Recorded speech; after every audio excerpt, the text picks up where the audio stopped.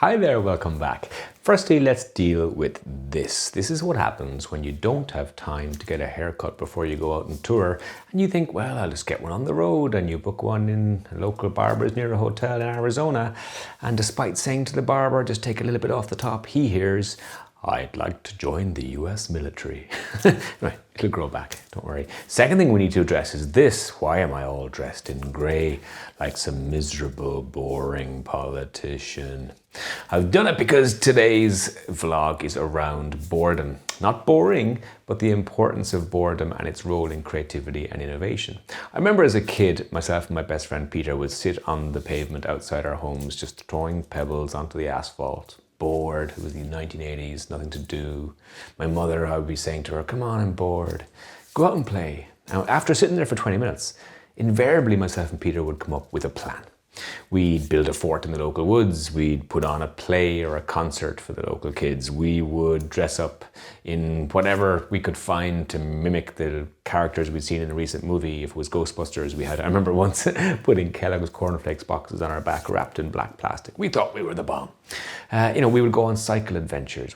Basically, my point is, into the vacuum, into the boredom came some element of curiosity and creativity. Did we get up to some mischief? Of course, we did that as well.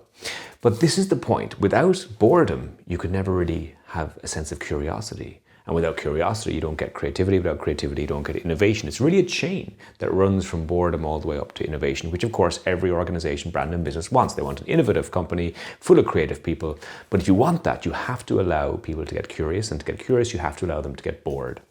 I have a real concern about society at the moment in terms of the disappearance of the idea of boredom. So when I was a kid, you'd be waiting for a bus, and that's what you'd be doing. You'd just be waiting for the bus. On the bus, you'd be looking out the window. That's what you'd be doing, looking at the rain coming down the pane, because you had nothing in your hand to distract you. Today, unfortunately, every one of us, including you watching this, the moment you're bored, the moment you've literally 2 seconds of boredom, you reach for your device and out comes Instagram or TikTok or any of the other apps. The real concern around how do you foster that sense of curiosity has to align with, are our children today growing up without being bored? This talent that we require in our organizations to be creative, are they going to have that natural curiosity that we would want? Because ultimately that expression, necessity is the mother of all invention. That is true, but curiosity, if that's true, curiosity is its father. We have to allow people to become curious. And curiosity is a sense of wonder, a sense of exploration, a sense of play, a sense of mischief, a sense of the unknown. Tommy Tiernan is an Irish comedian. His 2015 Edinburgh show was an improvisation show, and not like other improv shows for comedy where the audience shout ideas and you act them out, the interaction. His improv show was fundamentally different. Every night he went out on stage for a 1-hour show, one man and a microphone with absolutely no notes, no rehearsal, no script. And his only other rule was that he could never use a story or a joke or an observation he had made in a previous show. Every single show had to be brand new. His idea was, if you stood into the vacuum, the void, if you stepped into the void, what would happen? And some nights were hilarious and magical. Some nights, I'm sure, were a complete car crash. But the bravery, the vulnerability for a live performer to do that, to walk onto stage, to tear up the script, to have no rehearsal, and just think, you know what, let's see what happens. And interestingly, he became, now 9 years later, a really successful talk show host. He has a talk show, a chat show, the only one of its type in the world, I think, where he has no idea who the guests are. They're announced, the curtains open, and they come and sit in the chair in front of him. And he has no time to rehearse, no time to prep questions. Unlike every other chat show that has kind of a set of questions and a set routine for where the interview is going to go, every interview is beautifully authentic, beautifully genuine, really fresh. And it's amazing. And so he learned that from that one show. And so I think we all need to look into that. How can we step into the void, step into the vacuum, and let that vacuum kind of approach around us? Because if we don't, what's going to happen is that those ideas that we could have never form. J.K. Rowling was on a train in 1990, a 3-hour train from Manchester back home to London. She was looking out the window and she had this idea of this scraggly-haired boy who went to a wizard's school. She was too shy to ask for a pen, so she just spent the next 2 hours gazing out the window, letting that idea roll, letting it form, and from there Harry Potter was born. Now, if she had had a smartphone on that train and she was watching Netflix in the latest series of Succession, as she had that 1 or 2 second idea of this scraggly-haired boy in a wizard's school, she would have pressed next episode and watched the next episode, and that idea would have come and gone. And so how many times is that happening for us? That these ideas are coming and going. We have to encourage a sense of curiosity. Google do it in their 80-20 rule, where basically Employees are allowed 20% of their work time to work on personal projects, to be curious. It's that Robin Williams moment, isn't it, in Dead Poets Society, where he encourages all the students to stand on their desks, to look at the world from a different perspective. And so if we're looking for different perspectives, we have to encourage people to get bored, to allow them to be bored. Here are some terrifying numbers. 4 hours a day the average person spends on their smartphone. You can check yours later on under the digital controls. It'll be higher, it'll be lower. The average is 4. If that's 7 days a week, that 4 becomes 28 hours a week most of us are using our smartphones for.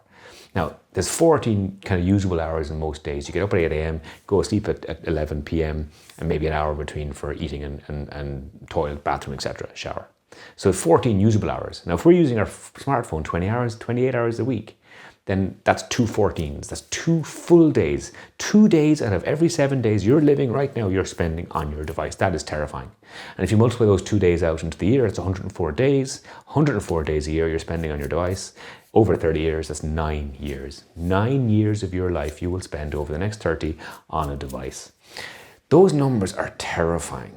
And yes, some of that time is productive, checking emails on the train before you get to work. It's a good use of your time. Maybe listening to some interesting podcasts on Spotify, that's great. But we all know that a large part of it, the swiping, the TikTok, the Insta, the Tinder, the scrolling, it's not useful time. And so what we need to do is step back from that and allow ourselves to get bored. Maybe we need to stop taking the phone out everywhere. Maybe we need to stop putting the earbuds in everywhere. Go for a walk. Leave the earbuds behind. Don't bring them to the gym. Don't bring them to the pool. I watch people swim up and down pools with earbuds and listening to music. Maybe just take that time just to be with yourself. Because actually, when you allow your brain to settle, you enter into what's known as default mode. Default mode is the rest mode of the human brain. It's the mode that sorts all the data that we've seen in the day. It's what we do in dreams. Why are your dreams so crazy when you think about it? Why are your dreams so mad? Your brain is just wandering around. That's sleep is default state. And so when you meditate, for instance, you try and rest the mind. So athletes know the importance of resting the body. They don't work and they're not going to hit peak performance by maximizing the body 7 days a week. They know they have to rest to hit that maximum performance. Our brain is just the same. We have to learn to rest the brain. You know that expression, oh, let me sleep on it. You're trying to make an important decision, let me sleep on it. That's because in sleep, your brain will hit default state and will sort all the data for you. So we have to learn in our own world, in our own society today, if we want curious and creative employees, if we want curious and creative children, if we want curious and creative society, we have to learn to step away from the technology, step away from the Vision Pro, the smartphone, the metaverse, and just be in your own mind without the distractions of music, without the distractions of Netflix, without the distractions of podcasts. It's nice to go for a walk and listen to a podcast, but it's also very good to go for a walk on a route that you know well. So there isn't really much cognitive processing going on because there's no new environment. You know this route, you know this environment. Then, and only then, will your mind just start thinking about things. You will have ideas about business, about the situations in your life, about relationships. Everything will just come to the surface when you let your mind rest. So we have to learn to let our minds rest. Allow ourselves to get bored.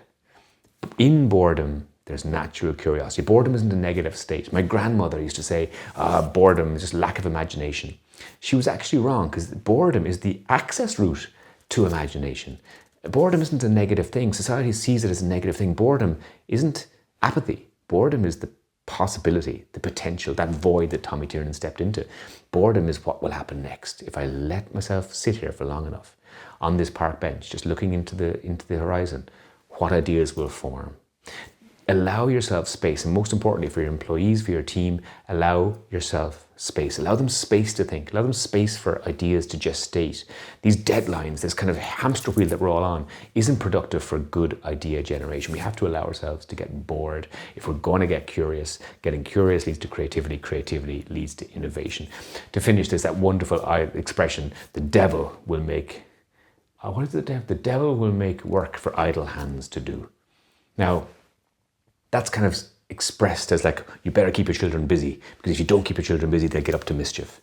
Yeah, that's the point. Let people get bored. Let people get up to mischief, because in mischief is exploration, is play, is risk, is pushing boundaries. They're all really good things for creativity. So let the devil use your hands for mischief. I already at this stage in my life know I'm going to hell. Look, I'm probably driving the bus. Hope you as a mischief maker will join me on it. Until next time, I'm Ken Hughes.